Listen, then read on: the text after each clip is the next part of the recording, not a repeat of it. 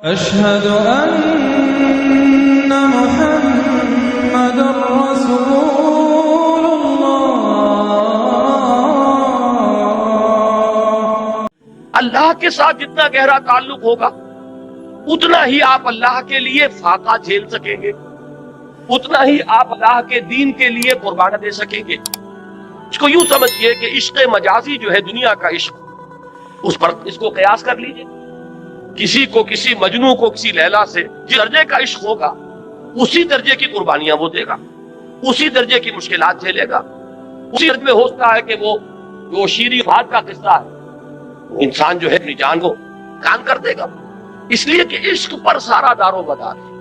جس سے قلبی لگاؤ ہے اس کے لیے آپ مصائب جھیلیں گے، جس سے محبت ہے اس کے لیے تکلیفیں برداشت کریں۔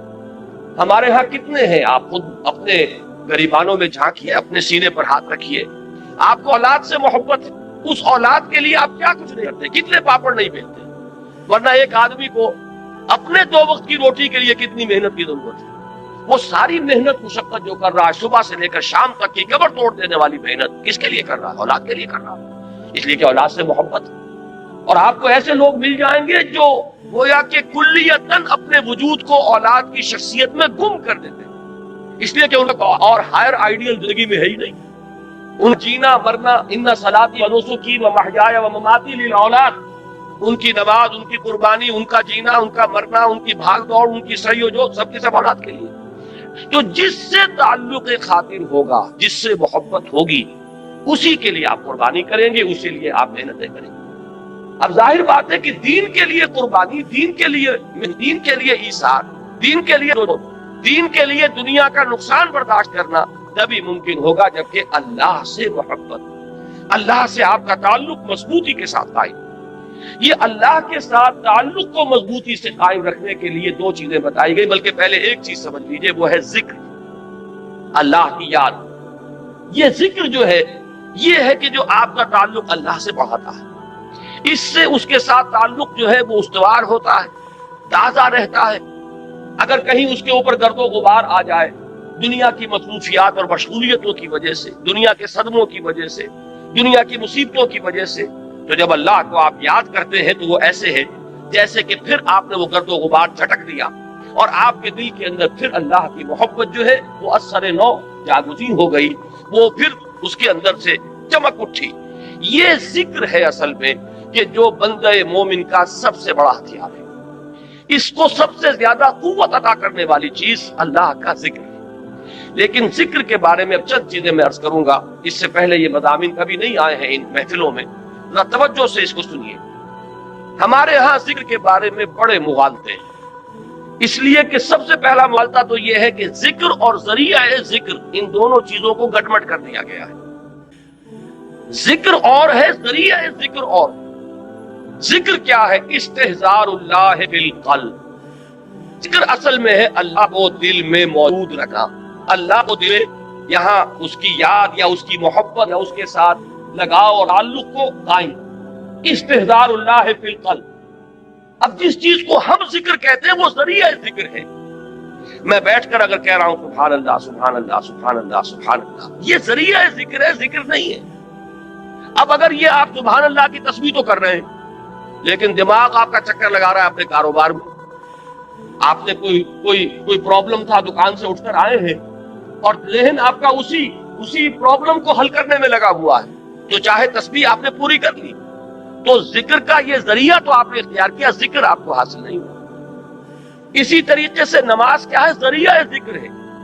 سورہ طٰہٰ کی بڑی پیاری آیت ہے وہ، اور وہ ابتدائی وحیوں میں سے ہے جو بلکہ پہلی وحی جو حضرت موسیٰ علیہ السلام پر ہوئی، اس میں الفاظ آتے اقم الصلاۃ لذکری، نماز کو قائم کرو میری یاد کے لیے۔ مقصود کیا ہے؟ ذکر، استحضار اللہ فی القلب، اس کا ایک ذریعہ یہ نماز ہے کہ آپ اپنے دھندوں میں لگے ہوئے تھے، اذان کی آواز آئی فوراً اٹھے، وضو کیا، آپ مسجد کی طرف چل پڑے، وہاں گئے، آپ کھڑے ہوئے نماز میں اور آپ نے سورہ فاتحہ جو یوں سمجھیے کہ پورے قرآن مجید کا لب لباب ہے، اس کا نچوڑ ہے، اس کا خلاصہ ہے، اس کو آپ نے ہر رکعت کے اندر پڑھا یا سنا۔ اگر آپ امام کے ساتھ ہیں، امام قرات کر رہا ہے، آپ سن رہے ہیں، اگر آپ علیحدہ پڑھ رہے ہیں تو آپ خود پڑھ رہے ہیں، تو آپ نے پڑھا یا سنا، اور اس کا نتیجہ کیا نکلا کہ تازہ ہو گیا وہ آپ کا تعلق اللہ کے ساتھ. جو گرد و غبار آ گیا تھا، یہ 4 گھنٹے 6 گھنٹے آپ دکان پر بیٹھے رہے، صبح 8 بجے آ گئے، دن کے 1 بجے تک نہ معلوم کتنے گاہک آئے، کیا کیا گفتگویں ہوئی. اب یہ جو آپ کے شعور کے اوپر ایک گردہ پڑ گیا، اللہ کے ساتھ تعلق کے اندر کچھ کمزوری واقع ہوئی ہے، اس کو تازہ کرنا. مجھے حفیظ جالندھری کا یہ شعر بہت پسند ہے، بڑا پیارا شعر. ایسا نقشہ کھینچا ہے کہ سرکشی نے دیے دھندلے نقوش بندگی، آؤ سجدے میں گرے لوہے جبیں تازہ کریں. یہ لوہے جبیں پر ہمارا لکھا ہوا نا کہ ہم بندے ہیں اللہ کے، ہم آقا نہیں ہیں. ہم اپنے وجود کے مختار اور مالک نہیں ہے کہ جو چاہے کریں. ہم تو ہمارا آقا وہ ہے، ہم اس کے بندے ہیں. لیکن ہوتا کیا ہے، میں تو یہاں عرض کر رہا ہوں کہ خارجی اثرات جو ہیں کہ آپ کاروبار میں لگے رہے، کسی اور دھندے میں لگے رہے، ڈاکٹر ہے مریضوں کو دیکھ رہا ہے، کوئی بچہ رہا ہے چلا رہا ہے، کوئی عورت جو ہے وہ اپنے بچے کو چپ کرا رہا ہے، یہ کلینک کے اندر ایک طوفان بچا ہوا ہے. یہ 5 گھنٹے جو اس کیفیت میں گزرے ہیں اور اس سے ذرا اس تعلق میں اللہ کے اندر کمی آئی، اب آؤ کہ اس کو تازہ کر لیں. یہاں حفیظ نے بلکہ دوسری بات کی طرف توجہ دلائی. خود ہمارے اندر سے جو ابال اٹھتا رہتا ہے نفسانیت کا اور اپنے تکبر کا، اور شیطان جو پھونکے مارتا رہتا ہے ہمارے دل میں، اس سے بھی وہ بندگی کا نقش ہے وہ مدھم پڑ جاتا ہے. تو خارجی اثرات ہوں یا داخلی اثرات ہوں، ان سے اگر وہ عہد بندگی جو ہے جو ہماری پیشانی پر نقش تھا وہ کچھ مدھم پڑ گیا، تو آؤ کہ سجدے میں گرے تاکہ ہماری جبین جب زمین پر ٹکے اللہ کے سامنے تو ہمارا وہ گرد و غبار اوپر سے ہٹ جائے اور اللہ کی بندگی کا وہ نقش تازہ ہو جائے. تو سرکشی نے کر دیے دھندلے نقوش بندگی، آؤ سجدے میں گرے لوہے جبیں تازہ کرے. تو نماز بھی ذکر کا ذریعہ. آپ نے بات سمجھ لی. اب اگر ایک شخص نماز ادا کر رہا ہے، فرض کیجئے کہ اس نے 17 رکعتیں جو ہے وہ عشاء کی پڑھ لی، پوری 17 گن کر 4 پہلی سنتیں بھی، پھر 4 فرض بھی باجماعت ادا کیے، پھر 2 سنتیں نفل، وتر، پھر نفل، سب کر لیے. لیکن دماغ کبھی کسی وادی میں، فی کل وادی یہی مون، کہیں کسی خیال میں، کہیں کسی چکر میں، وہ آپ کو اگر حضور قلب حاصل نہیں ہوا تو ذکر حاصل نہیں ہوا. اس کے یہ معنی نہیں کہ نماز بیکار گئی. یہ ہے بالکل منکرین سنت اور منکرین حدیث اس انتہا تک بات کو لے جاتے ہیں. آپ کی نماز ضائع نہیں جائے گی، اس لیے کہ آپ نے جو یہ مشقت جھیلی ہے، عشاء کی نماز ہے، اس وقت تو آپ کا جسم تھکا ہوا تھا، جسم جو اندر سے تقاضا کر رہا تھا کہ جاؤ لیٹ جاؤ آرام کرو. یا ممکن ہے کہ یہ تقاضا ہو رہا ہو کہ آج فلاں ڈرامہ آ رہا ہے ٹیلی ویژن پہ، چلو بیٹھو اس کو دیکھو. اس وقت اگر آپ ان تمام چیزوں سے منہ موڑ کر آئے، مسجد میں آپ نے حاضری دی، 17 رکعتیں آپ نے ادا کی، اللہ ظالم نہیں ہے کہ آپ کی اس مشقت کو وہ ان ریوارڈڈ رہنے دے. اس کی اجرت ملے گی، اس کا اجر ملے گا، اس کا ثواب ملے گا. آپ نے فرض سمجھا تو آئے نا، اللہ تعالیٰ کی طرف کے جناب میں آپ نے اپنے ایمان کا ایک ثبوت تو فراہم کیا نا کہ میں نے سمجھا ہے کہ یہ نماز فرض ہے، لہذا میں یہاں حاضر ہوا. اس لیے یہ نہ سمجھیے کہ یہ نماز ضائع جائے گی، ضائع نہیں جائے گی. فرض ادا ہو گیا، اس کا اجر و ثواب آپ کو ملے گا. لیکن یہ کہ جو اصل مقصد ہے وہ حاصل نہیں ہوگا، وہ ذکر جو اس کا اصل مقصد تھا وہ حاصل نہیں ہوگا اگر حضور قلب نہیں ہے. اگر آپ نے یہ محسوس نہیں کیا جیسے کہ حضور نے فرمایا صلی اللہ علیہ وسلم کہ جب نماز میں سجدہ کے لیے جب پیشانی زمین پر ٹکاؤ تو یوں محسوس کرو کہ گویا کہ تم نے اپنے رب کے قدموں پہ سر رکھ دیا. اب یہ کیفیت اگر کسی کو حاصل ہو رہی ہو، جب وہ کھڑا ہو اللہ کے حضور میں تو ایسے کھڑا ہو کہ جیسے واقعتاً اللہ مجھے دیکھ رہا ہے، کم سے کم اس درجے کا استحضار حاصل ہو جائے کہ میں اللہ کے حضور میں اس وقت حاضر ہوں. جیسے حضور نے فرمایا اذا قمت للصلاۃ فصل صلاۃ المودع، جب نماز پڑھنے کھڑے ہو تو یہ سمجھ کر پڑھو کہ شاید یہ زندگی کی آخری نماز ہو، پھر شاید نماز کی نوبت نہ آئے. کیا پتا کس کے پاس گارنٹی ہے کہ عشاء کی نماز پڑھ کر آپ نکلے یا فجر کی نماز پڑھ کر آپ مسجد سے نکلے اور کوئی تیز رفتار گاڑی آپ کو رونتی ہوئی چلتی ہوئی چلی جائے اور واپس جو ہے وہ آپ کی لاش پہنچے گھر، آپ زندہ سالم نہ پہنچ سکے. تو ہر نماز سے پہلے اگر انسان یہ محسوس کرے جیسے کہ حضور نے فرمایا، کس قدر یہ پریکٹیکل ایک سائیکولوجیکل نفسیاتی جو ہے تعلیم ہے کہ جب بھی نماز پڑھنے کھڑے ہو تو یہ سمجھ کر پڑھو کہ شاید یہ زندگی کی آخری نماز ہے اور عین ممکن ہے کہ اس کے بعد نماز کا وقت نہ آئے. تو یہ کیفیات آپ سوچئے کہ اگر حاصل ہو نماز میں تو پھر وہ نماز کیا ہوگی؟ وہ نماز وہ ہوگی جسے حضور نے فرمایا کہ الصلاۃ معراج المومنین، یہ نماز اہل ایمان کے حق میں معراج کے درجے میں، اس میں ہم کلام ہوتے ہیں آپ اللہ سے جیسے کہ حضور ہم کلام ہوئے معراج اللہ تعالیٰ کے ساتھ. تو یہ نماز کا ذریعہ اب میں ایک بات کہہ رہا ہوں تیسرے نمبر پر، یہ سبحان اللہ سبحان اللہ سبحان اللہ یہ بھی ذکر کا ذریعہ، نماز پڑھتے ہیں آپ یہ بھی ذکر کا ذریعہ ہے۔ البتہ ایک چیز وہ ہے کہ جو مجسم ذکر ہے، ذکر کا ذریعہ نہیں، ذکر مجسم ذکر۔ قرآن مجید نے الذکر کا لفظ کس کے لیے استعمال کیا؟ اہل علم بھی پوچھیں، یہ آیت آپ نے بارہا سنی ہوگی کہ انا نحن نزلنا الذکر وانا لہ لحافظون، ہم نے ہی اس الذکر کو نازل کیا۔ دی ریممبرنس اس قرآن، قرآن ہے یہ جو الذکر ہے، سراپا ذکر ہے، ہماتن ذکر۔ لہذا ذکر جو ہے، اب میں نے جہاں سے عام طور پر ذکر کا اطلاق ہوتا رہا اس سے میں ریورس آرڈر میں لے کر آیا کہ یہ تو معلوم ہے کہ سبحان اللہ کی تسبیح کرنا یہ ذکر ہے، لیکن نماز کے بارے میں شاید یہ سامنے نہ ہو کہ یہ ذکر کا جامع ترین ذریعہ ہے، اور اس سے آگے یہ چینوں سے اوجل ہو چکی ہے کہ کل ذکر، ہماتن ذکر، مجسم ذکر، اثرتاپا ذکر وہ قرآن مجید ہے۔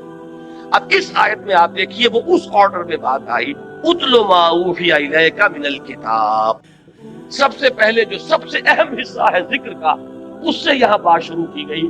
قرآن کی تلاوت سے بڑا ذکر اور کوئی نہیں۔ قرآن کی تلاوت دعا کے بارے فرمایا گیا ہے کہ دعا مخ العبادہ، دعا هو العبادہ، دعا جو ہے وہ عبادت کا جوہر ہے، نچوڑ ہے۔ لیکن حضور نے فرمایا کہ جس شخص کو قرآن مجید کی تلاوت نے دعا سے روکے رکھا، اس شخص کو اللہ تعالیٰ دعا کرنے والوں سے بہت زیادہ عطا فرمائے، یعنی اسے دعا نہیں بلکہ وہ قرآن مجید ہی کی تلاوت میں لگا ہوا ہے، دعا کی طرف توجہ نہیں ہوئی۔ اب جو مانگنے والے ہیں، دعا کرنے والے ہیں، جو کچھ اللہ تعالیٰ انہیں عطا فرمائے گا ان سے کہیں بڑھ کر انہیں دے گا کہ جو مشغول رہے تلاوت قرآن۔ تو سب سے بڑا ذکر قرآن ہے، جو مجسم ذکر ہے، جس کے لیے بطور علم یہ لفظ آیا ہے الذکر، یہ گویا کہ پراپر ناؤن ہے اس کے لیے، الذکر، انا نحن نزلنا الذکر وانا لہ لحافظون وانزلنا الیک الذکر لتبین للناس ما نزل الیہم۔ اے نبی، یہ الذکر ہم نے آپ کی طرف اس لیے نازل کیا کہ جو چیز ہم نے لوگوں کے لیے اتاری ہے اس کو آپ ان پر واضح کریں، اس کی تبیین فرمائیں، اس کی توضیح فرمائیں، اپنے قول سے، اپنے عمل سے اس کی وضاحت کریں۔ وہاں بھی لفظ الذکر آیا قرآن کے لیے، اور یہ متعدد آیات اور بھی، لیکن اب وقت نہیں ہے کہ میں ان سب کو کوٹ کروں۔ تو اب ذکر کو یوں سمجھیے، آج اس موضوع پر پورے طور پر اس کا احاطہ کر کے اٹھیے۔ ایک بات تو ہمیں یہاں سے معلوم ہو گئی کہ وَلَا ذِكْرُ اللَّهِ اکبر، یقیناً اللہ کا ذکر سب سے بڑی شے، بہت بڑی شے نہیں، اکبر ہے افعال التفصیل، سب سے بڑی شے۔ اس راہ میں صبر کے لیے، اس راہ میں استقامت کے لیے، اس راہ میں پامردی کے لیے، اللہ کے دین کے لیے ایثار اور قربانی کرے انسان، اور دل پشمردہ نہ ہو بلکہ اور خوشی ہو، اور اس کے اندر جو ہے اس کے دل کی کلی کھلتی چلی جائے کہ اللہ کی راہ میں یہ تکلیف بھی آئی، زہ نصیب کہ اللہ نے ہمیں اس قابل سمجھا کہ ہمیں اپنی راہ کی اس تکلیف کے لیے منتخب کر لیا، اللہ کی راہ میں مجھے یہ جلا کٹا فقرہ بھی سننا پڑا، زہ نصیب کہ اللہ تعالیٰ نے ہمیں اس قابل سمجھا کہ نبی اکرم صلی اللہ علیہ وسلم کو اگر جلے کٹے کٹی بات سننی پڑی تو ہمیں بھی اس کا کوئی عکس، اس کا کوئی حصہ ہمیں بھی نصیب ہو، جو بجائے اس کے کس سے دل پشمردہ ہو، دل کی کل کھلے، وہ ہے وَلَا ذِكْرُ اللَّهِ اکبر۔ اس میں سب سے بڑی چیز کہ جس سے انسان کو مدد لے گی وہ اللہ کا ذکر ہے۔ لیکن اللہ کے ذکر کے بارے میں جو باتیں میں نے عرض کی، نمبر ایک یہ کہ ذکر علیحدہ ہے، ذریعہ ذکر علیحدہ ہے۔ ذکر ہے استحضاء اللہ فی القلب، اس کے لیے جو ذرائع اختیار کیے جائیں گے۔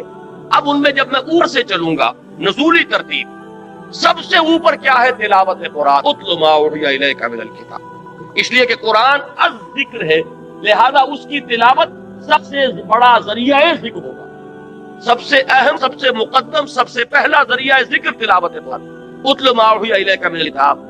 نمبر 2 پر ہے نماز۔ نماز جو ہے اس کے بارے میں عرض کر دوں کہ یہ جامع ترین ذریعہ ذکر ہے، مقدم ترین وہ ہے قرآن کی تلاوت، اہم ترین ہے قرآن کی تلاوت، لیکن جامع ترین یہ ہے۔ وہ کس لیے کہہ رہا ہوں؟ اس میں دیکھیے 4 چیزیں جمع کر دی گئی ہیں۔ نمبر 1، اس میں ذکر قولی بھی ہے، ذکر عملی بھی ہے۔ آپ پڑھ بھی رہے ہیں سورہ فاتحہ، زبان سے بھی کہہ رہے ہیں سبحان ربی العظیم، زبان سے بھی کہہ رہے ہیں اللہ اکبر، اور رکوع میں بھی جا رہے ہیں اللہ اکبر کہہ کے۔ جب آپ گئے رکوع میں تو آپ نے اپنے وجود سے بھی ذکر کیا، اپنے وجود سے بھی گویا کہ ظاہر کیا آپ اللہ کی بڑائی کے قائل ہیں کہ آپ اس کے سامنے رک میں آ گئے.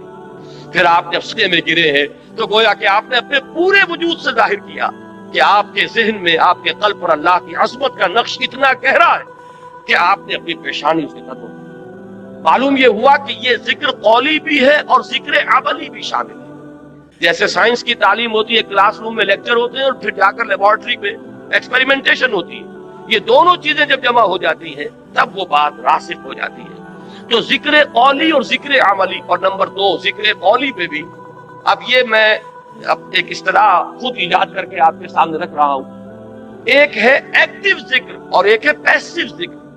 ایکٹیو ذکر کیا ہے؟ جس میں خطاب ہوتا اللہ کے ساتھ، جس میں کہ علامہ اقبال نے میننگ آف پریئر، ان پر ان کا ایک لیکچر ہے، وہ جو ان کے 7 لیکچرز ہیں تباہ شدہ، ریکنسٹرکشن آف تھاٹ ان اسلام، اس میں ایک میننگ آف پریئر ان اسلام، اسلام میں دعا اور نماز کا مقام کیا ہے، اس کا مفہوم کیا ہے. بڑی پیاری بات یہ کہی ہے کہ انسان جب دعا کرتا ہے اللہ سے تو اس میں وہ انائے صغیر انائے کبیر کے بالکل سامنے آ جاتی ہے. ایک تو یہ ہے کہ آپ جملہ خبریہ کی شکل میں اللہ اکبر اللہ اکبر اللہ اکبر آپ نے 34 مرتبہ کہا، اللہ سب سے بڑا ہے، اللہ سب سے بڑا ہے، اللہ سب سے بڑا ہے.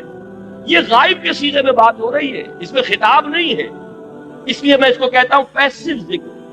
اور ایک ایکٹیو ذکر ہے جس میں آپ اللہ سے ہم کلام ہوتے ہیں. ایاک نعبد و ایاک نستعین اہدنا الصراط المستقیم. یہ کیا ہے؟ اس میں آپ اللہ سے ہم کلام. یہاں آپ کی وہ انائے صغیر فائنائٹ ایگو، وہ بالکل انفائنائٹ ایگو کے سامنے آ کر اس سے خطاب کر رہی ہے. تو افلاک سے آتا ہے نالوں کا جواب آخر، اٹھتے ہیں حجاب آخر، کرتے ہیں خطاب آخر. تو یہ جو خطاب والا انداز ہے نماز میں آپ کو یہ بھی ملے گا. سورہ فاتحہ کا اہم ترین حصہ یہی ہے. شروع میں جو ہے غائبانہ انداز میں آپ کہتے ہیں الحمدللہ رب العالمین الرحمن الرحیم مالک یوم الدین، یہ غائبانہ انداز ہے، یہ جملہ خبریہ ہے. لیکن یہاں ایاک نعبد و ایاک نستعین، اب یہاں خطاب ہو گیا، اب آپ اللہ سے براہ راست ہم کلام ہیں. تو نماز میں نے عرض کیا کہ ذکر قولی اور ذکر عملی جمع ہو گئے. اور ذکر قولی میں یہ بھی کہ خطاب والا ذکر جس میں اللہ سے ہم کلام ہو، اور ایک یہ کہ غائبانہ انداز میں اللہ کی تسبیح، اللہ کی تحلیل، اللہ کی تکبیر، آپ ہر مرتبہ جب اٹھ رہے ہیں اللہ اکبر. اب یہ کیا ہے؟ یہ بھی ذکر ہے. تو معلوم ہوا کہ ذکر کا اہم ترین مقدم ترین ذریعہ تلاوت قرآن، ذکر کا جامع ترین ذریعہ نماز. اتل ما اوحی الیک من الکتاب واقم الصلاۃ ان الصلاۃ تنہی عن الفحشاء والمنکر. یقیناً نماز روکتی ہے فحشاء سے اور منکر سے. اب یہاں پہ تھوڑی سی بات کروں گا، اس وقت میری آج کی گفتگو کے اعتبار سے یہ بات ضمنی ہوگی، اس لیے کہ کافی دور تک پہنچنا ہے ہمیں. یہ عام طور پر لوگوں کے ذہن میں رہتا ہے کہ صاحب یہ نماز ہم پڑھتے ہیں، لیکن نماز کے ساتھ لوگ 420 بھی کرتے ہیں، نماز بھی پڑھتے ہیں، جھوٹ بھی بولتے ہیں، نماز بھی پڑھتے ہیں، بلیک مارکیٹنگ بھی کرتے ہیں، نماز بھی پڑھتے ہیں، یہ بھی کرتے ہیں. یہ ہے ہمارے معاشرے کا اور نوجوان نسل میں جو ابا اور جو بغاوت پیدا ہوئی ہے دین سے. میں بربلا یہ کہتا ہوں کہ یہ ان مذہبی لوگوں کا رد عمل بھی جنہیں وہ اپنی آنکھوں سے دیکھتے ہیں کہ ہمارے ابا جان نماز میں تو بڑے پکے ہیں، لیکن اتنے ہی پکے جو ہیں وہ دکان پر جھوٹ بولنے میں بھی. ظاہر بات ہے کہ بیٹے سے تو چھپی ہوئی بات نہیں، آپ کسی سے چھپا لیں گے، آپ کی بیوی سے تو آپ کی کمزوریاں جو ہیں وہ چھپی ہوئی نہیں ہیں، آپ کے گھر والوں سے، آپ کی اولاد سے تو چھپی ہوئی نہیں کہ نماز میں بھی پڑے پکے ہیں، جھوٹ بولنے میں بھی پکے. ظاہر بات ہے کہ اس کی طبیعت نوجوان جو ہے اس کا معاملہ یہ ہوتا ہے کہ وہ ان چیزوں پر غور کرتا ہے. چاہے اگر سعادت مند ہے آپ کے سامنے بولتا نہیں، لیکن آپ دیکھ تو رہا، اس کا ایک اثر قبول کرتا ہے اور وہ سمجھتا ہے کہ نماز میں کا فائدہ کیا اس کا. اگر نماز کے ساتھ یہ بھی ہے، اگر نماز کے ساتھ سنگ دلی بھی ہے، ایک غریب آدمی کو دیکھ کر آپ کا دل نہیں پسیجا، نوجوان جو ہے اس کا بھی تاثر قبول کرتا ہے کہ ہمارے ابا جان کے پاس کتنی کچھ دولت ہے اور اس نے اپنے ایک دکان کے ملازم کے ساتھ کیا سلوک کیا. اس کی بیوی بیمار تھی، اسے کچھ قرض کی ضرورت تھی اور ابا جان نے کس طریقے سے ڈانٹا دھتکار دیا. یہ نوجوان جو ذہن ہے یہ ان چیزوں کو دیکھتا ہے اور ان سے امپریشن لیتا، اس سے تاثر لیتا. تو یہ مسئلہ ہمارے ہاں کے زندہ مسئلوں میں سے کہ کیا وجہ ہے کہ ہماری نمازیں جو ہے بے اثر کی ہو گئی. قرآن دعوے سے کہہ رہا ہے کہ نماز تو فحش اور بے حیائی کے منہ سے روکتی ہے، جبکہ ایسے لوگ ہمیں نظر آتے ہیں معاشرے کے اندر کہ نماز میں ہو سکتا ہے. میں نے مثال دی ہے بعض اوقات، جب میں اپنی MBBS سے فارغ ہو کر تازہ گیا تھا منٹگومری جو اب ساگال کہلاتا ہے، میں وہاں دو اشخاص کو دیکھا. ایک وہاں حاجی بلیکیا کے نام سے مشہور تھا, اس کی یہ داڑھی تھی لمبی, اور نہ صرف یہ کہ نماز میں 100%, بلکہ وہ خاصا آسودہ حال کھاتا پیتا آدمی تھا. اس کے پاس ڈپو تھے اور ڈپو ہی میں بلیک ہوتی تھی, تو وہ اذان بھی خود جا کر دیتا تھا. 5 وقت کی اذان وہ شخص دیتا تھا. یعنی جہاں تک عبادت کا تعلق ہے, یہ ایک صاحب ساہیوال کے بیٹھے ہوئے سر ہلا رہے ہیں, تو وہ ان کے ذہن میں وہ صاحب آ گئے ہوں گے, لیکن بہرحال میں کسی متن شخص کو نہیں, میں تو ایک مثال کے طور پر آپ سے کہہ رہا ہوں کہ یہ ہمارے معاشرے کے اندر وہ حاجی بلیکیا جو ہے, وہ نوجوان نسل پر اپنے اس دین کا کیا اثر قائم کر رہا ہے. اور اس کے ساتھ ہی بالکل پیرلل ایک حاجی رشوت تھے وہاں, وہ انکم ٹیکس کے اندر وہ انسپیکٹر تھے. ان کی بھی داڑھی بہت طویل اور نمازی بہت کے, لیکن وہ خوب رشوت لیتے خود بھی, اور رشوتیں دلواتے تھے مسجدوں کو. یا کہ جب وہ کسی پارٹی کا گلا دباتے تھے تو اپنے لیے بھی کچھ لیتے تھے, اور اللہ کو نہیں بھولتے تھے, اللہ کے گھر کے لیے بھی چندے لے لیتے تھے. یہ ہے ہمارے ہاں کی وہ دینداری کہ جس کی وجہ سے واقعہ یہ ہے کہ نوجوان نسل میں اگر دین سے دوری ہوئی ہے تو اس کے کچھ اسباب ہیں. اے باد صبا ہی ہم آوردہ تست, یہ ہمارے اپنے کرتوت ہے کہ جس کی وجہ سے نوجوان نسل میں بغاوت پیدا ہوئی. وہ کیوں ہے؟ وہ اسی وجہ سے ہے کہ یہ نماز رہ گئی رسم اذان, روح بلالی نہ رہی. پوری زندگی کے ساتھ اس کی کوئی کوآرڈینیشن نہیں ہے, اس کی کوئی مطابقت نہیں. زندگی میں جو کچھ امنگیں ہیں, ارادے ہیں, جو ویلیوز ہیں, ویلیوز ان لائف, اس کا اس نماز کے ساتھ کوئی تعلق نہیں رہا. یہ ایک اپینڈکس ہے, یہ ایک ضمیمے کی حیثیت سے انسان کی زندگی کے اندر علیحدہ جڑی ہوئی شے ہے. اس کا اس کے اصل سیرت سے, اصل کردار سے ہوتا. یہ وجہ ہے کہ یہ نماز وہ نماز نہیں ہے. ہمارا یہ حج 30 لاکھ افراد حج کر رہے ہیں, لیکن یہ کہ کوئی دنیا میں اس کا اثر, ہمارے ہاں سے اگر 1 لاکھ افراد حج کر کے آئے تو کوئی 1% دیانتداری معاشرے میں ہر سال اگر بڑھے, اس 30 یا 1 لاکھ افراد کے حج کرنے سے, تو آج 25 سال اور 40 سال 40واں شروع ہو چکا ہے. 40% تو ہمارے ہاں دیانتداری بڑھتی اور بددیانتی گھٹتی. لیکن نہیں, معلوم ہوتا ہے کہ وہ جو کچھ ہے وہ سب ہے.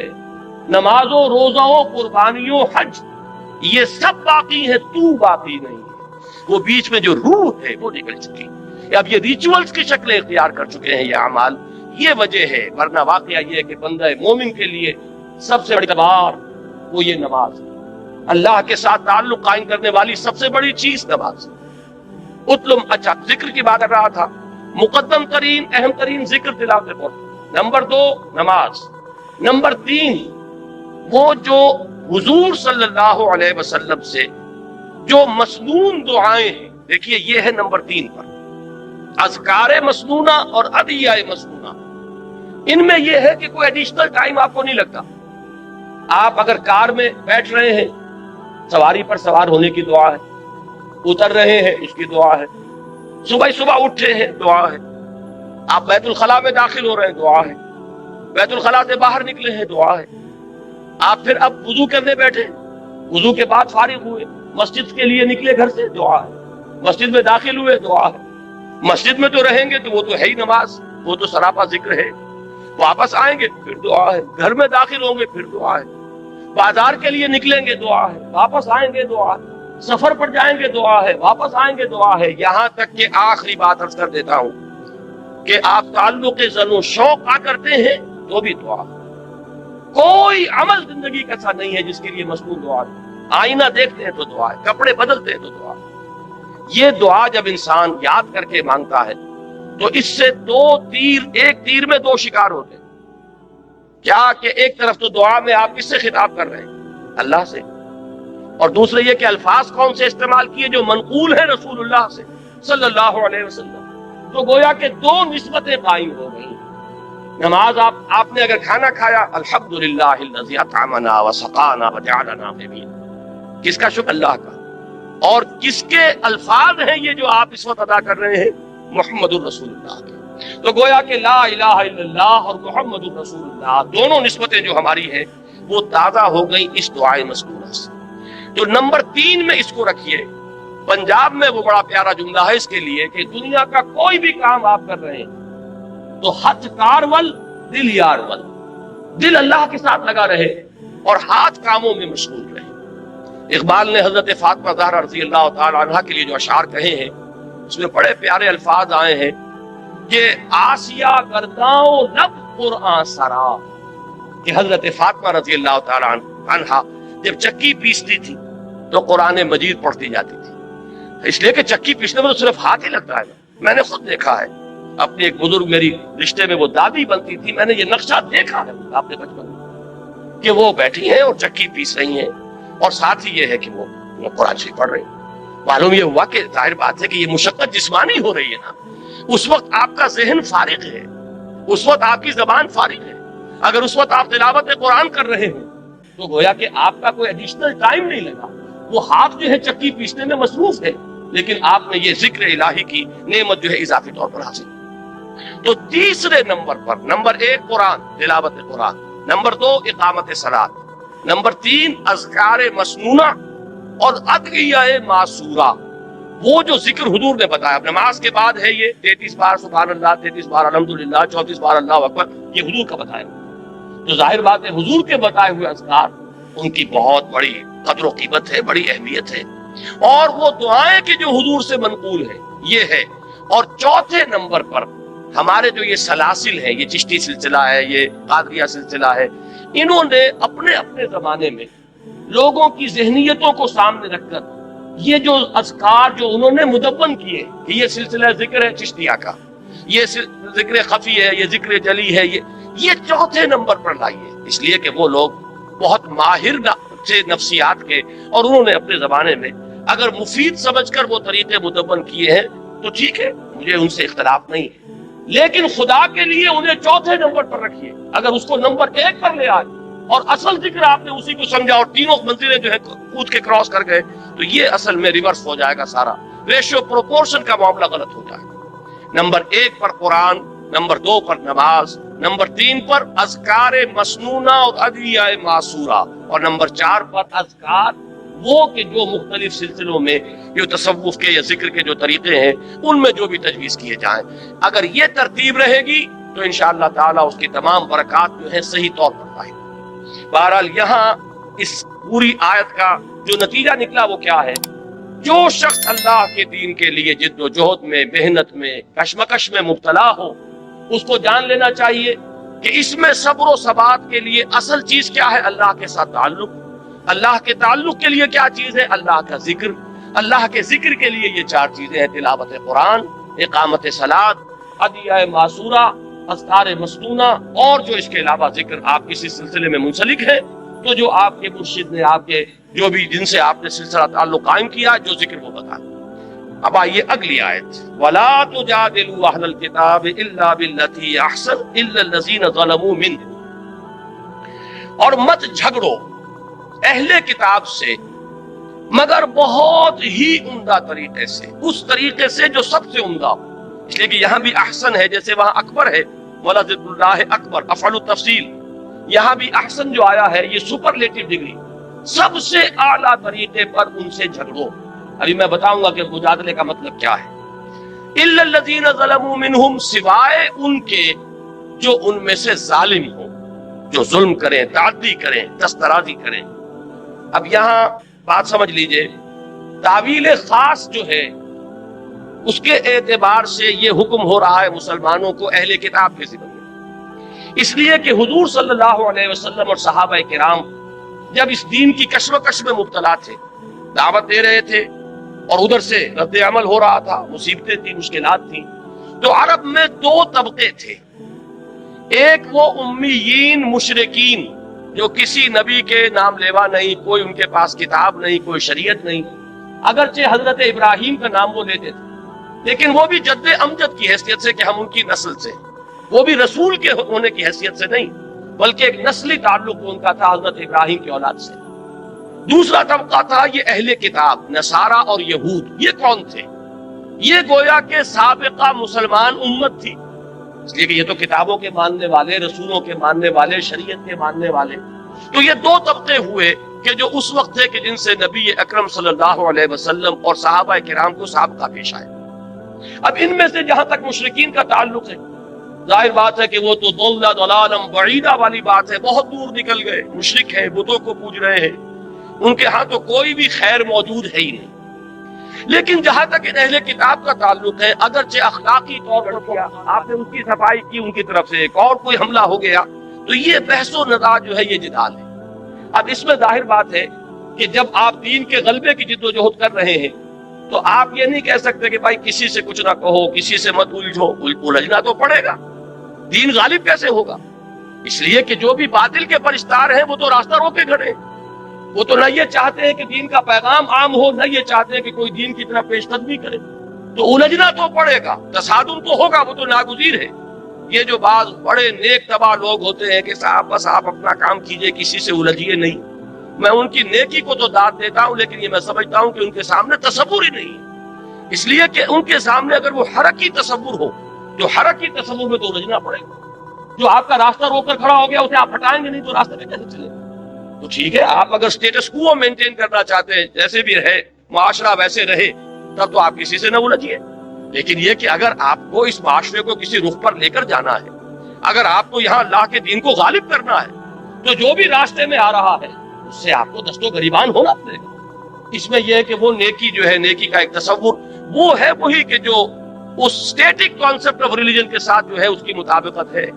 اپنی ذاتی زندگی میں نماز روزہ کر لو، اللہ اللہ خیر صلاح، تب تو یہ کہ نہ کسی سے الجھنا، نہ کسی کے ساتھ بحث و نزاع، وہ اپنے دھندے میں لگا رہے، تم اپنے دھندے میں لگے رہو۔ لیکن اگر دین کی جد و جہد کرنی ہے تو آپ کو ان کی باتوں کا جواب دینا پڑے گا۔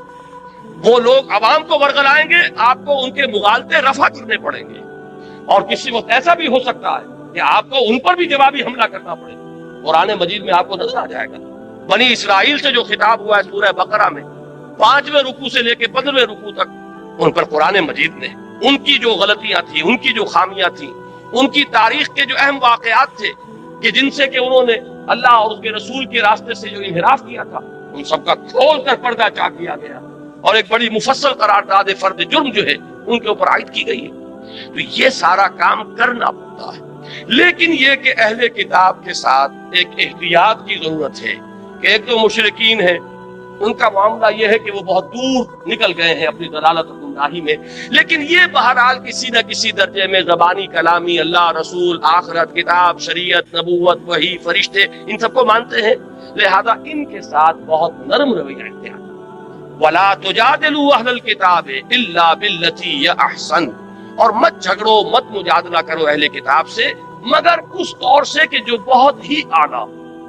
اب آپ غور کیجئے کہ یہ تو تعویل خاص سے بات واضح ہو گئی، اب تعویل عام پر آئیے، جو اصول ہے تفسیر کا، الاعتبار لعموم اللفظ لا لخصوص السبب، اصل اعتبار جو ہے الفاظ کی عمومیت کا کیا جائے گا، نہ کہ ایک خاص پس منظر کا جن میں وہ آیات نازل ہو۔ اب اس کو جنرلائز کیجئے تو وہ بات کیا بنے گی؟ فرض کیجئے کہ آج ہم پاکستان میں اسلام کے غلبے کی جد و جہد کرتے ہیں، مخالفت ہوگی کہ نہیں ہوگی؟ کمیونسٹ بھی مخالفت کریں گے، ملحدین بھی کریں گے، سیکولرزم کے قائلین بھی کریں گے، جو یہ قومیتوں کا نظریہ تراش کر جو اس کی بنیاد پر گاڑی چلا رہے ہیں وہ بھی کریں گے۔ یہ سب کریں گے کہ نہیں کریں گے؟ آپ کو ایک چومکھی جنگ لڑنی پڑے گی۔ اگر غالب نہیں کرنا اسلام کو تو گھروں میں بیٹھیے، کسی سے الجھنے کی ضرورت نہیں، لیکن یہ ہے کہ اگر آپ کو اسلام کو غالب کرنا ہے تو الجھنا پڑے گا۔ اب اس الجھنے میں ایک ہمارے ہاں وہ طبقات ہیں کہ جن کا کچھ نہ کچھ مذہب کے ساتھ تعلق ہے، ان کی کچھ نہ کچھ مذہب کے ساتھ جو ہے ان کی کمٹمنٹ ہے، وہ نماز روزہ کرتے ہیں، وہ کچھ نہ کچھ دین کا کے لیے محنت ہے، بھاگ دوڑ ہے، اگرچہ آپ سے اختلاف ہے، آپ کے طریقہ کار سے اختلاف ہے۔ مثال کے طور پر جماعت اسلامی یہ کام کر رہی ہے، تبلیغی جماعت ہے وہ اپنے طریقے پر کام کر رہی ہے، جماعت اسلامی کا طریقہ اور ہے، تبلیغی جماعت کا طریقہ اور ہے، جمعیت العلماء اسلام ہے وہ اپنے طریقے پر کام کر رہی ہے، وہ نہ تبلیغی جماعت کا طریقہ ہے نہ جماعت اسلامی کا طریقہ ہے۔ ہم نے ایک تنظیم قائم کی، تنظیم اسلامی، ہمارے سامنے ایک اور طریقہ کار ہے۔ تو یہ تو ہو سکتا ہے کہ آپ کے طریقے سے اختلاف کرتے ہوں، لیکن بہرحال ان کا دین کے ساتھ کوئی لگاؤ ہے، وہ بھی اس میدان میں ہے، ان کی بھی کمٹمنٹ ہے، وہ اپنے تجزیے کے مطابق، اپنی تشخیص کے مطابق، اپنی تجویز کے مطابق کام کر رہے ہیں۔ لہٰذا اب آپ اگر خطاب میں سب کو ایک لاٹھی سے ہانک دیں گے تو در حقیقت آپ اپنے مقصد کو نقصان پہنچائیں۔ جو بھی دین کے میدان میں ہے، جو بھی دین کا کوئی کام کر رہا ہے، اس کے ساتھ بڑے ادب کے ساتھ، احترام کے ساتھ پیش آؤ، ان کا اکرام کرو۔ یہ میں لفظ جو ہے تبلیغی بھائیوں والا استعمال کر رہا ہوں، ان کی عزت کرو کہ وہ بھی دین کے کام میں لگے، اگرچہ ٹھیک ہے آپ کا نقطۂ نظر کچھ اور ہے، ان کا نقطۂ نظر کچھ ہے۔ ایک الیکشن کے راستے سے جانا چاہتا ہے، ایک سمجھتا ہے کہ اس راستے سے وقت کے ضیاع کے سوا کچھ حاصل نہیں ہوگا، لہذا اس نے کوئی اور راستہ تجویز کیا ہے۔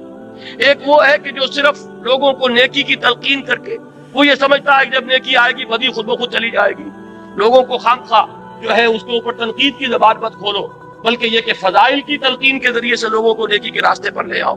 ایک کا خیال ہے نہیں، قرآن میں تو جہاں بھی آیا ہے امر بالمعروف کے ساتھ نہی عن المنکر ساتھ جڑا ہوا آیا ہے، یہ تو ایک گاڑی کے دو پہیے ہیں۔ تو یہ اختلافات ایک جگہ ہیں، لیکن آپ یہ نہیں کہہ سکتے کہ وہ اسلام کا کام نہیں کرتے، لہذا ان کے ساتھ معاملہ کرتے ہوئے بات یہ ہوگی وَلَا تُجَادِلُوا أَهْلَ الْكِتَابِ إِلَّا بِالَّتِي هِيَ أَحْسَنُ۔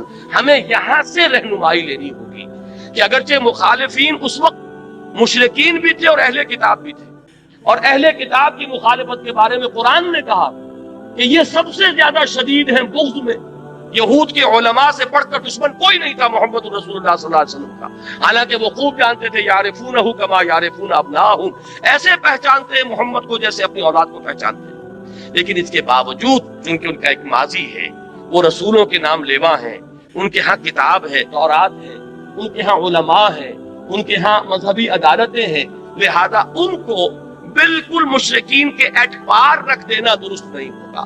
وَلَا تُجَادِلُوا أَهْلَ الْكِتَابِ إِلَّا بِالَّتِي هِيَ أَحْسَنُ۔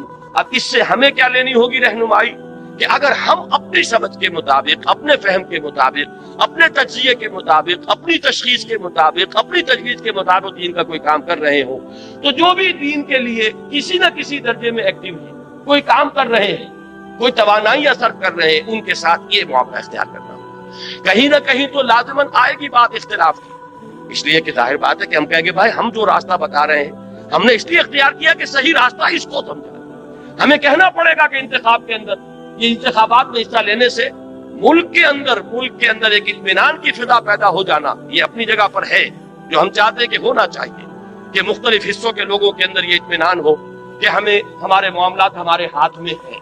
یہ نہیں ہے کہ کوئی ایک صوبہ سب پر حکومت کر رہا ہو، اس لیے کہ فوج کی حکومت ہے تو گویا کہ پنجاب کی حکومت ہے، باقی سندھ اور بلوچستان گویا کہ محکومی کے اندر زندگی بسر کر رہے ہیں۔ یہ احساس بڑا خوفناک ہے، لہذا الیکشن کا ہونا اس احساس کو ختم کرنے کے لیے تو ضروری ہے۔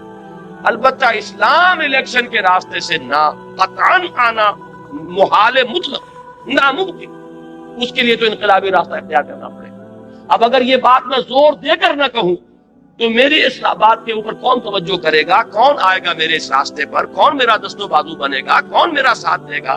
تو مجھے یہ بات تو کہنی پڑے گی، لیکن یہ ہے کہ اس میں وہ تمام احتیاطیں ملحوظ رہیں کہ بہرحال وہ بھی جو کچھ کر رہے ہیں دین کے لیے کر رہے ہیں، اپنی سمجھ کے مطابق دین ہی کی خدمت ہے، ان کے سامنے بھی یہی ہے، چاہے وہ جمعیت علماء ہو، چاہے تبلیغی جماعت ہو، جماعت اسلامی ہو۔ تو ہمیں یہاں سے یہ دوسری ہدایت ہے کہ جو اخذ کرنی ہے، وَلَا تُجَادِلُوا أَهْلَ الْكِتَابِ إِلَّا بِالَّتِي هِيَ أَحْسَنُ إِلَّا الَّذِينَ ظَلَمُوا مِنْهُمْ۔ یہ ذرا مشکلات القرآن میں سے یہ مقام، سوائے ان کے جو ان میں سے ظلم پر، سرکشی پر، تعدی پر اور حق تلفی کے اوپر کمر کشی۔ اب یہ استثناء کس سے ہے؟ دو نتیجے اس کے نکل سکتے ہیں۔ ایک اللہ نے دوسرے اللہ کو کینسل کر دیا تو اس کا مطلب یہ ہوا کہ ان سے جھگڑو ہی نہ، اس کے منہ ہی نہ لگو۔ اور ایک یہ ہو سکتا ہے کہ یہ اس اللہ نے صرف احسن کی نفی کی ہے، گویا کہ ان کے ساتھ جھگڑو تو انہیں ترکی بترکی جواب بھی دے سکتے ہو، اس لیے کہ جن لوگوں کے بارے میں یہ یقین ہو جائے کہ یہ نہ سننا چاہتے ہیں، نہ ماننا چاہتے ہیں، نہ کوئی معقول بات سننے کے لیے تیار ہے، انہوں نے مخالفت پر کمر کس لی، انہوں نے فتویٰ بازی شروع کر دی ہے راستہ روکنے کے لیے، تو ظاہر بات ہے کہ اگر ان کے ساتھ بھی اگر آپ نے وہ معاملہ اختیار کیا تو وہ گویا کہ اپنی منزل کو آپ کھوٹا کریں گے، ان کا جواب دینا پڑتا، کسی وقت سختی کا جواب سختی کے ساتھ دینا پڑتا، لیکن اس میں بھی بڑی احتیاط کی ضرورت ہوگی۔ یہ دونوں مفہوم اس میں موجود ہیں۔ اچھا، اب جو بات یہ تو ہوئی منفی بات، مثبت بات کیا ہے؟ یہ انداز اختیار کرو وَقُولُوا آمَنَّا بِالَّذِي أُنزِلَ إِلَيْنَا وَأُنزِلَ إِلَيْكُمْ، یہ کہو ان سے کہ ہم ایمان رکھتے ہیں اس چیز پر بھی کہ جو ہماری طرف نازل کی گئی اور اس پر بھی جو تمہاری طرف نازل کی گئی، چونکہ اہل کتاب کا ذکر ہے، ہم تو تورات پر بھی یقین رکھتے ہیں، ہم انجیل پر بھی یقین رکھتے ہیں، اگرچہ جو تورات تمہارے پاس ہے اس میں تحریف ہو گئی ہے، لیکن اس کی تصدیق قرآن کرتا ہے کہ تورات اللہ کی کتاب تھی جو اللہ نے موسیٰ علیہ السلام کو عطا فرمائی. جو انجیل آج تم پیش کر رہے ہو اگرچہ منو عن اس کو ہم نہیں مانتے، لیکن یہ بات ہم مانتے ہیں کہ وہ انجیل یقیناً اللہ کی کتاب تھی کہ جو اللہ نے حضرت عیسیٰ علیہ السلام کو عطا فرمائی. تو قولوا آمنا بالذی انزل الینا وانزل الیکم، ان سے کہو ہم تو ایمان رکھتے ہیں، ہمارے اندر تو کوئی تعصب نہیں، کوئی عصبیت نہیں، کوئی گروہ بندی نہیں. ہم تو ایمان رکھتے ہیں اس پر بھی کہ جو وہی ہماری طرف کیا جا رہا ہے قرآن، اور ایمان رکھتے ہیں ان کتابوں پر بھی جو تمہاری طرف نازل کیا گیا ہے. وَإِلَٰهُنَا وَإِلَٰهُكُمْ وَاحِدٌ، اور ہمارا اور تمہارا الہ ایک ہے، ایسا نہیں ہے کہ وہ کوئی دو الہ ہو. ہم تو توحید کے ماننے والے ہیں.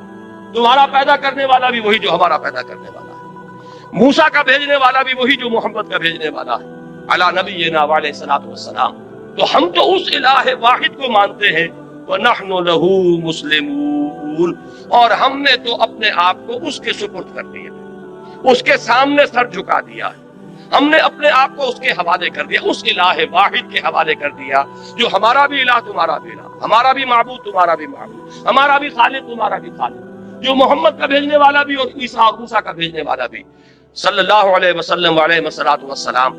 لہذا یہ انداز جب آئے گا تو اس سے کیا نتیجہ نکلتا ہے کہ ایک انداز یہ ہوتا ہے بس ہم ہی ٹھیک ہے، باقی سب کوئی ان کی کوئی بنیاد نہیں، کوئی حقیقت نہیں. آپ کو جہاں پر بھی جو حق نظر آئے اس کو تسلیم کیجیے، جہاں خیر نظر آئے اس کو مانیے، تاکہ لوگوں پر یہ اثر قائم ہو کہ ان کے اندر تعلی نہیں ہے، تکبر نہیں ہے، یہ بس ہم چما دیگرے نہیں، یہ انداز ان کا نہیں ہے کہ ہم ہی ہم اور کوئی نہ ہو، بلکہ یہ حق جہاں بھی پایا جاتا ہے اس کو مانتے ہیں. صحیح بات جب سامنے رکھی جائے فوراً تسلیم کرتے ہیں، حقیقت جب آئے لپک کر قبول کرتے ہیں. جیسے کہ حضور نے فرمایا الحکمت ضالۃ المومن هو احق بها حيث وجدها، حکمت اور دانائی کی بات تو مومن کی گویا کہ گمشدہ متاع ہے کہ وہ سب سے بڑھ کر حقدار ہے اس کا جہاں بھی پائے. سچی بات جہاں ملے گی وہ ہماری جاگیر ہے، حقیقت جہاں ہے وہ ہماری میراث ہے، دانائی جہاں سے بھی ملے وہ ہماری گمشدہ متاع ہے. یہ انداز ہونا چاہیے کہ یہ حق کے ماننے والے ہیں، یہ کسی جماعتی عصبیت میں مبتلا نہیں ہو گئے کہ اپنے بزرگ تو بہت بڑے اور دوسروں کے بزرگ چاہے ان کے اندر کتنے ہی کمالات ہوں ان کو کوئی حیثیت دینے کو تیار نہیں. میں نے تازہ میثاق میں جو ایک طویل مضمون لکھا تھا، تنظیم اسلامی میں شامل ہوئے ہیں نوجوان علماء میں سے ایک اہم شخصیت مولانا سعید الرحمان علوی، تو ان کے حوالے سے میں نے جو میثاق میں لکھا ہے مضمون، اس میں یہی بات واضح کی. ہمارے ہاں دینی حلقے اور دینی جماعتیں جو ہے اس طرح کے واٹر ٹائٹ کمپارٹمنٹس میں منقسم ہو گئے کہ اگر کوئی دیوبندی ہے تو ظاہر بات ہے کہ دیوبندی علماء سے اس نے پڑھا، دیوبندی علماء کی صحبت اس نے اٹھائی، ان کی عظمت کا نقش اس پر قائم ہوا. اب وہ انہی دیوبندی جرائد کو پڑھتے ہیں، دیوبندی کتابیں جو ہیں انہی کو پڑھیں گے، تفسیر پڑھیں گے تو دیوبندی علماء کی پڑھیں گے. لہذا ان کا پورا وہ ذہنی جو ہے وہ انحصار ہو جاتا ایک حلقے کے اندر. دوسرے حلقے میں کوئی عظمت ہے تو انہیں نظر ہی نہیں آئے گی، وہاں اگر کوئی علم کی بلندی ہے تو وہ اس سے واقف ہی نہیں، کوئی اونچی شخصیتیں گزری ہیں انہیں پتہ ہی نہیں.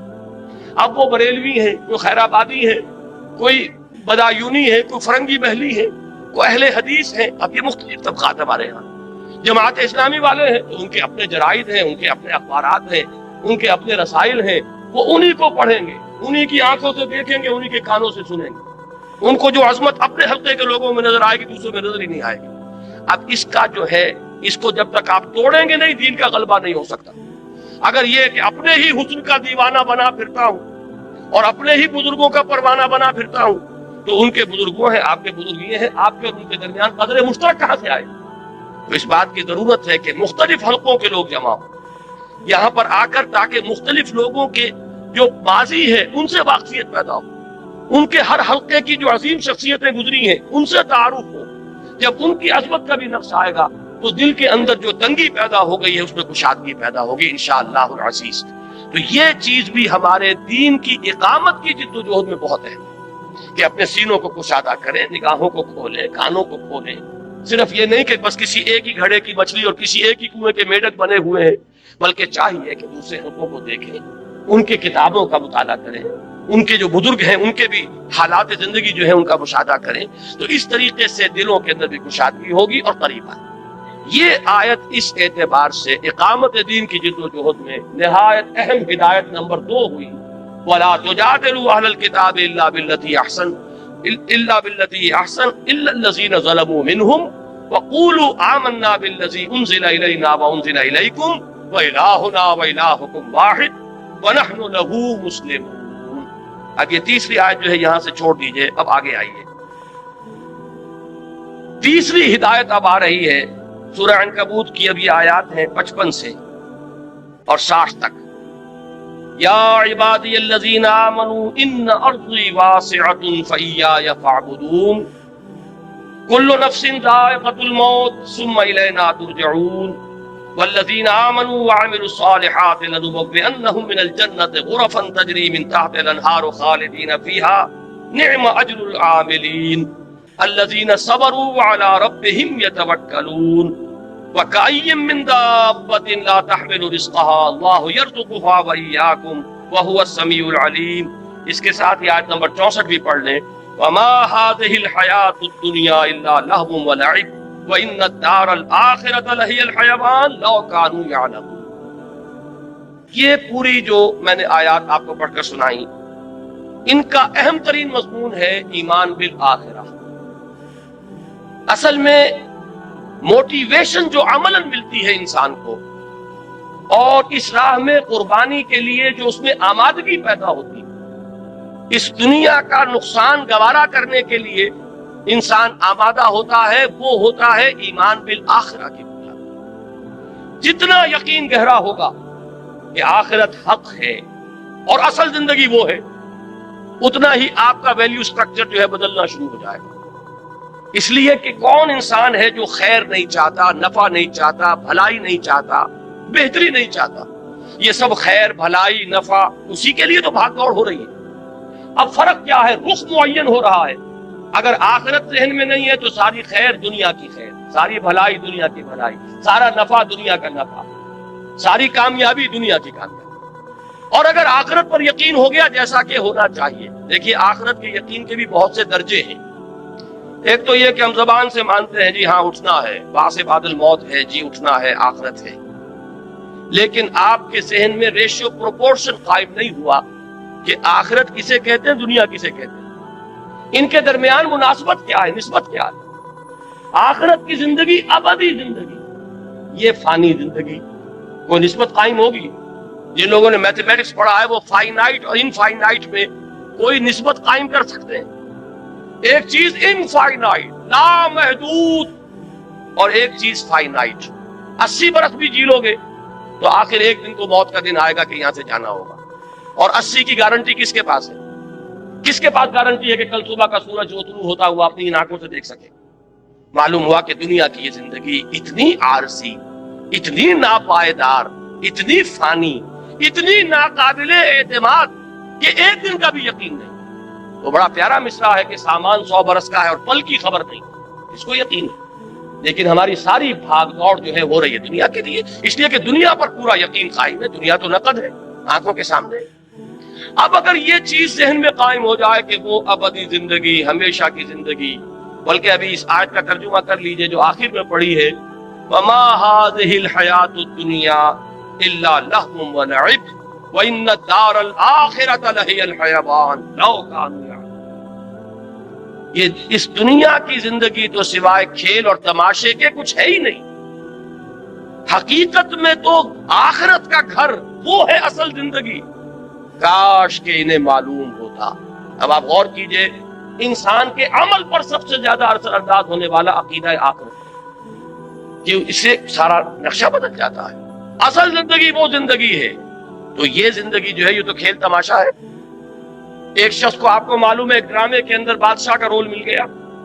ایک سینما آپ پکچر دیکھ رہے ہیں، اس میں کوئی شخص جو ہے وہ سکندر اعظم والا بیٹھا ہے یا کوئی اور بادشاہ بنا بیٹھا. آپ کو معلوم ہے کچھ نہیں ہے. یہ 3 گھنٹے کا کھیل ہے، اس کے بعد کچھ بھی نہیں. ایک سب کپڑے وپڑے اتر جائیں گے اور وہاں جا کر جب یہ اپنا کپڑا اتار دے گا تو وہی فلاں ابن فلاں رہ جائیں گے. اللہ اللہ خیر. کوئی فقیر اس کے اندر فقیر کا رول پلے کر رہا ہے. وہ فقیر تو نہیں ہے، وہ بھی ایک ایکٹر ہے، یہ بھی ایک ایکٹر ہے. تو دنیا کی یہ زندگی آپ 30 برس کی شمار کر لیں، وہ 3 گھنٹے کا ایک کھیل ہے. یہ 30 برس کا ایک کھیل. 30 برس اس لیے کہہ رہا ہوں کہ پہلے 20 برس تو ویسے نکال دیجئے کہ وہ ابھی شعور کے نہیں ہوتے، اور 50 برس کے بعد سے آپ کی ڈھلوان شروع ہو جاتی ہے، 70-80 پر پہنچنے کے بعد تو آدمی پھر ہو جاتا ہے وَمَن نُعَمِّرْهُ نُنَكِّسُ فِي الْخَلْقِ، کہ جتنا بوڑھا ہوا اتنا ہی بچہ ہو گیا۔ معلوم ہے اس کے درمیان میں کتنی ہے، 30-40 برس کی ایک ایوریج ہے جو آپ کی فعال زندگی ہے، جس میں کہ آپ کچھ بناتے ہیں، محنت کرتے ہیں، بھاگ دوڑ کرتے ہیں۔ کسی نے کارخانہ بنایا تو اسی میں بنایا، کسی نے کاروبار جمایا تو اسی میں جمایا، کوئی پروفیشن میں شائن کر رہا ہے تو وہ بھی یہی وقت ہے۔ اب سوال یہ ہے کہ یہ وقت ہے میرے پاس کل، اور وہ زندگی ابدی زندگی ہے، تو اب اس کا بیشتر اور بہتر اس کے لیے انویسٹ کروں گا کہ نہیں کروں گا؟ یہ بالکل منطقی بات ہے، 2 اور 2 4 کی طرح کی۔ اگر آخرت کا یقین نہیں ہے، یا یہ کہ آخرت کا یہ یقین تو ہے کہ آخرت ہوگی، لیکن دل میں آپ نے چور پیدا کر لی ہے کہ فلاں ہستی کے دامن سے بندھے ہوئے ہم تو نکل جائیں گے، ہمیں پکڑنے والا کوئی نہیں ہے، ہم نے فلاں کے ہاتھ میں ہاتھ دے رکھا، وہ ہمیں لے جائے گا، یا وہاں کسی کی سفارش کام کر جائے گی، یا وہاں پر ہم تو بخشے بخشائے ہیں، نحنو ابناء اللہ واحباؤہ، ہم تو اللہ کے بیٹوں کے مانندے بڑے چہیتے ہیں، آگ ہمیں چھو ہی نہیں سکتی، اگر چھوئے گی بالفرض تو چند دن، لن تمسنا النار الا ایاما معدودات۔ اب یہ خود اپنی جگہ ایک مستقل موضوع ہے میری مکمل تقریر کا، کہ عقیدہ آخرت سے انحراف کی 6 شکلیں ہیں، کہ بظاہر ایک شخص کہتا ہے کہ میں آخرت کا ماننے والا ہوں، حقیقت میں ماننے والا نہیں، اس لیے کہ اس نے اس کو کسی چیز سے ضرب دے دی ہے، 0 سے ضرب دے دی، تو 0 سے تو جو بڑے سے بڑا عدد ہے ضرب کھائے گا تو 0 ہو جائے گا، تو عقیدہ آخرت کو عقیدہ شفاعت کے ساتھ جوڑ دیا، 0 ہو گیا۔ عقیدہ آخرت کے ساتھ نحن ابناء اللہ واحباؤہ، ہم جو کچھ بھی ہیں لیکن تیرے محبوب کی امت میں ہیں، وہ آخرت تو 0 ہو گئی۔ پھر کیا اس کا فکر رہے گا؟ کیا اس کی آپ کو کوئی فکر دامن گیر ہوگی کہ اس کے لیے کچھ بنانا ہے، کچھ اس کے لیے سامان کرنا ہے، آخرت کے لیے کوئی توشہ آخرت فراہم کرنا ہے؟ کوئی ضرورت ہی نہیں، اس لیے کہ ہم جو کچھ بھی ہیں تیرے محبوب کی امت میں ہے، لہذا جنت تو ہمارا پیدائشیت ہے، وہاں تو ہماری ریزرویشن موجود ہے، لہذا کوئی خوف نہیں۔ اب یہ شکل جہاں ہوگی وہ عقیدہ آخرت بالکل معدوم ہو کر رہے، اس کا آپ کے عمل پر کوئی اثر نہیں۔ لیکن یہ 6 ہیں اس سے مراحل، جس کو میں اس وقت تفصیل سے بیان نہیں کر سکتا۔ اس وقت جو مجھے بتانا ہے وہ یہ ہے کہ پریکٹیکل موٹیویشن، ایثار اور قربانی۔ ابھی میں آ رہا تھا، میرے ساتھ ایک ساتھی تھے، ہماری تنظیم اسلامی شکاگو کے اہم کارکن ہیں، وہ آئے ہوئے ہیں 3 مہینے کے لیے یہاں پاکستان، اور میرے ساتھ سفر پر آئے۔ انہوں نے اپنی ایک آبزرویشن میرے سامنے بیان کی کہ میں یہ دیکھتا ہوں کہ دین کے لیے جو لوگ کام کرتے ہیں، لیکن اگر انہیں کوئی نقصان ہو جاتا ہے یا کوئی تکلیف ہوتی ہے تو بجائے اس پر کہ اس پر ان کے چہرے پر بشاشت پیدا ہو، پشمردگی آ جاتی ہے، حالانکہ بشاشت پیدا ہونی چاہیے۔ یہ میں نے کہا کہ آپ کی آبزرویشن جو ہے یہ بہت صحیح ہے، بہت درست ہے۔ اس کا سبب کیا ہے؟ سبب یہ ہے کہ ہم کسی وجہ سے، عام طور پر ہمارے ہاں دین کا کام جو ہو رہا ہے وہ کوئی کمیونٹی ورک کے طور پر ہو رہا ہے، کوئی ایک قومی جدوجہد ہے، جیسے پاکستان کی تحریک تھی، قومی جدوجہد تھی، لیکن ہم نے اس میں نعرہ اسلام کا لگایا، پاکستان کا مطلب کیا؟ لا الہ الا اللہ۔ اسی طریقے سے ہمارے ہاں بہت سے لوگ بظاہر دین کا کام کر رہے ہوتے ہیں، لیکن ان کی اصل موٹیویشن جو ہے وہ آخرت کی نہیں ہوتی، آخرت کا یقین ان کا جذبہ محرکہ نہیں ہوتا، آخرت پہ جس درجے کا پختہ ایمان ہونا چاہیے وہ حاصل نہیں ہے۔ ورنہ تو یہ کہ یہاں کا گھاٹا ہو کر، گھوٹا دیکھ کر انسان کو خوشی ہونی چاہیے کہ یہاں جو مجھے ڈیبٹ ہو رہا ہے وہاں کریڈٹ ہو رہا ہے، یہاں جو نقصان ہو رہا ہے وہاں میری عاقبت بن رہی ہے۔ یہ یقین اگر ہوگا تو اگر کوئی تکلیف آئی تو بجائے پشمردگی کے استبشار پیدا ہوگا۔ یہ سورہ توبہ میں لفظ استعمال ہے، فَاسْتَبْشِرُوا بِبَيْعِكُمُ الَّذِي بَایَعْتُم بِهِ، تو خوشیاں مناؤ، تم پر تو بشاشت طاری ہونی چاہیے۔ جیسے حضرت خبیب کا لفظ آیا تھا کہ جب انہیں سولی دی جا رہی تھی تو جب پہلا نیزہ جو ہے ان کے کلیجے میں چبھ ہویا گیا تو ان کی زبان سے کہا نکلے، فزت ورب الکعبہ، کعبے کے رب کی قسم میں کامیاب ہو گیا۔ یہ اگر بشاشت کی کیفیت نہیں ہے تو اس کا سبب کیا ہے؟ کہ معلوم ہوتا ہے کہ آخرت پر ہمارا یقین اتنا پختہ نہیں، ورنہ اللہ کے وعدے راح و ریحان و جنت نعیم، وہ جنت کے جس کے نعمتیں وہ ہیں کہ جن کا ہم اس دنیا میں تصور تک نہیں کر سکتے، اگر اس کے وعدے پر یقین ہے۔ اسی لیے سورہ عنکبوت کے پہلے رکوع میں آیا تھا، میں نے پوری تفصیل سے بیان کیا تھا کہ یہ نہ سمجھنا کہ تمہارے ساتھ جو ہم وعدے کیے کر رہے ہیں، من کان یرجو لقاء اللہ فإن اجل اللہ لآت وهو السمیع العلیم والذین آمنوا باللہ والذین آمنوا وعملوا الصالحات لنکفرن عنہم سیئاتہم ولنجزینہم احسن الذی کانوا یعملون. یہ سارا کس لیے کہ یقین رکھو تمہاری یہ محنتیں اکارت نہیں جائیں، تمہارا یہ اثار، تمہاری یہ قربانی ہے، تمہاری یہ مشقتیں یہ ان ریوارڈڈ نہیں جائیں گے. تمہارا وہ پروردگار دیکھ رہا ہے. اے بلال جو تم پر بیت رہی ہے تمہارا رب دیکھ رہا ہے. اے خباب جو کچھ تم پر اس وقت گزر رہی ہے تم اپنے رب کی نگاہوں میں ہو. فَإِنَّكَ بِأَعْيُنِنَا، ہم سب کچھ سن رہے ہیں. اے بلال اس حال میں کہ تمہارے سینے کے اوپر بھاری سیل رکھی ہوئی ہے اور اوپر سے سورج آگ پر سارا، نیچے سے زمین توے کی طرح جل رہی ہے، اس وقت بھی تمہاری زبان سے جو لفظ نکل رہا احد احد احد احد، اللہ سن رہا ہے کہ میرا ایک بندہ ہے جو اس مشقت کے اندر بھی میری توحید کا نعرہ لگا رہا. تو یہ چیزیں یوں ہی نہیں چلی جائیں گی، اس کا بھرپور صلہ تمہیں ملے گا، بھرپور بدلہ ملے گا. یا تم ہمارے حضور میں حاضر ہو کے خلافوں سے نوازے جاؤ گے. اگر یہ یقین پیدا ہو جائے تو پھر بڑی سے بڑی قربانی بہت سہل ہوگی، بڑی سے بڑی تکلیف آئے گی، طبیعت میں خوشی ہوگی کہ اللہ نے، جیسا کہ میں نے پہلے کہا تھا، زہ نصیب کہ اللہ نے ہمیں اس قابل سمجھا کہ ہماری ہڈی اپنے راستے میں توڑوائی، ہمیں یہ مصیبت اپنی راہ میں پہنچائی. یہ اللہ تعالیٰ کی طرف سے گویا کہ شرف قبول ہو جانے کا ایک ثبوت ہے کہ اللہ تعالیٰ نے ہمیں قبول فرما لیا. یہ انداز ہوگا کب؟ جب کہ آخرت کا یقین. تو فرمایا وما هذه الحیات الدنیا الا لہو ولعب، یہ دنیا کی زندگی تو سوائے کھیل کود کے کچھ نہیں. جیسے ڈرامہ ہوتا ہے 3 گھنٹے کا، یہ 30 برس کا ڈرامہ ہے. کسی کو ہم نے جھوپڑی میں پیدا کر دیا ہے، کسی کو گولڈن سپون کے ساتھ پیدا کر دیا ہے. سلور سپون نہیں، گولڈن سپون. لیکن یہ کہ یہ بھی جب آنکھ کھلی گل کی تو موسم تھا خزاں کا. ذرا سی دیر ہے ادھر آنکھ کھلی، وہ 60 کروڑ تقسیم ہوئے ہوں یا 60 ارب تقسیم ہوئے ہوں، وہ بہرحال جو دنیا سے گیا اس کے لیے تو 1 پیسہ بھی نہیں ہے. یہ بات اچھی طرح سمجھ لیجئے کہ چاہے کوئی وڈیرے کے گھر پیدا ہو گیا، کوئی جھوپڑی میں پیدا ہو گیا، یہ اس دنیا کی زندگی ہی کا ہے نا ایک رول.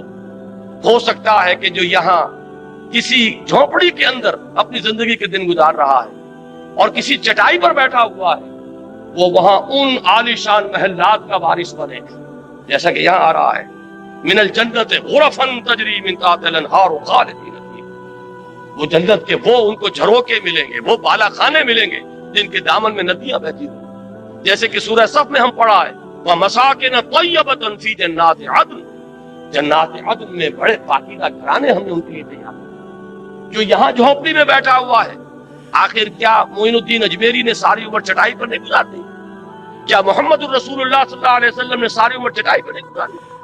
وہ واقعہ ایلا جب ہوا تھا، اس کا آپ نے سنا ہوگا، یہ ایک واقعہ کہ جب 1 مہینے کے لیے حضور نے ازواج مطہرات سے ذرا تعلق اپنا منقطع کر لیا تھا.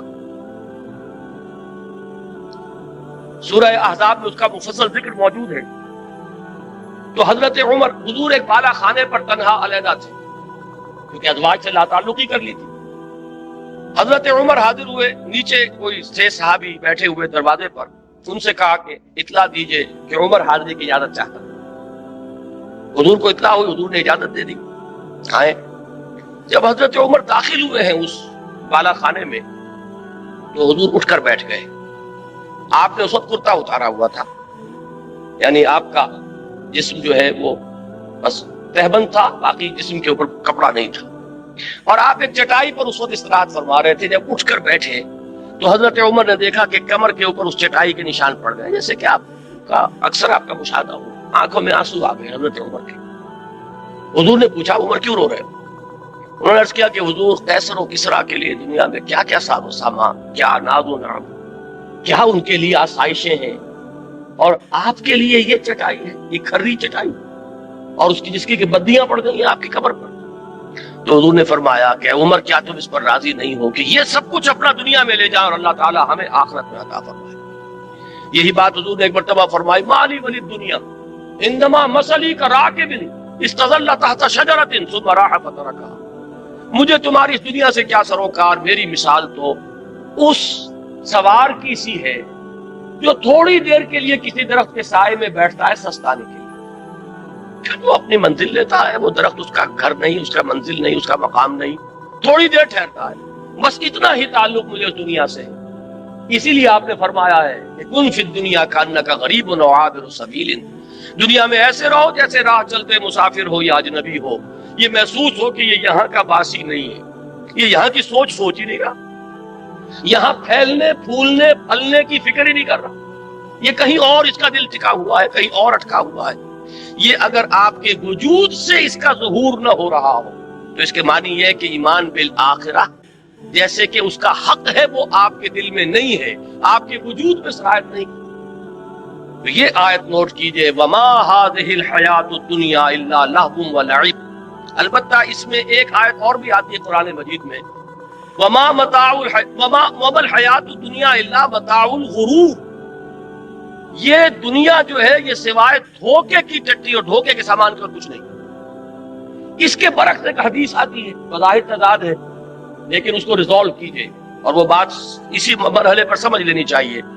حضور نے فرمایا الدنیا مزرعۃ الآخرہ، دنیا آخرت کی کھیتی ہے، یہاں بو گے تو وہاں کاٹو گے۔ اس کا مطلب یہ دنیا کی بڑی اہمیت ہے۔ یہاں قرآن کہہ رہا ہے کہ دنیا سوائے دھوکے کے سامان کو کچھ نہیں۔ ان دونوں کو کیسے ریکنسائل کریں گے؟ اگر یہ دنیا تمہیں آخرت سے غافل کر دے تو یہ دھوکے کی ٹٹی، پھر تو یہ دھوکے کا سامان ہے۔ لیکن آخرت کو مقصود بنا کر دنیا میں محنت کرو گے تو یہی آخرت کی کھیتی ہے کہ یہاں بو گے تو وہاں کاٹو گے۔ اگر یہاں کچھ بویا نہیں تو کاٹو کیا وہاں جا کر؟